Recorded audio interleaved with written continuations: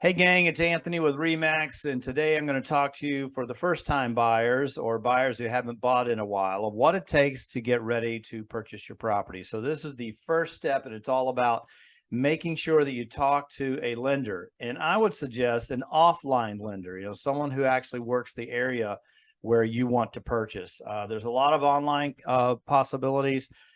I generally find that when I get buyers who have gotten something from an online lender, then they have not talked with someone voice to voice or face to face, that we come up with issues that the national lender is not aware that may be a problem here in our local market. So the first thing you're going to do is complete an application with that lender. It's most likely going to be online, but it's a local person.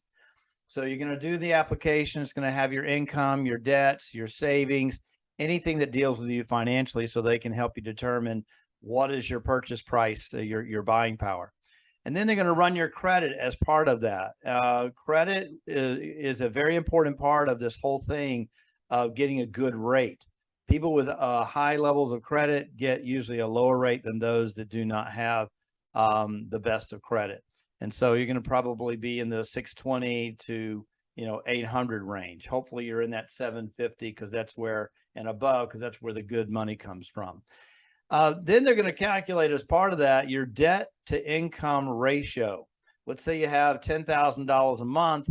They want to know how much of that are you putting out for debt, and if we have a mortgage, what is that going to entail as well? So is it $2,500 a month? Is it $3,800 a month? Is it $4,500 a month? That's going to determine your debt to income ratio. And that falls in line with part of the application on your credit. Are you paying your bills on time and things such as that? If they find issues, then they're going to clean up the credit. Now, the lender may not be able to do that. There are organizations that can help you clean up your credit. And I have another video I'm going to do on that, on how that works, and interview someone with National Credit Care, a great organization. Many of my buyers have used them to clean up their credit in a short period of time so that they can get in line to buy a house. And then we're going to firm up those issues on your income. A lot of people, they just don't go to work and get a paycheck. They have other forms of income. And so the lender's going to say, hey, I see you got this investment income coming in from, Wall Street.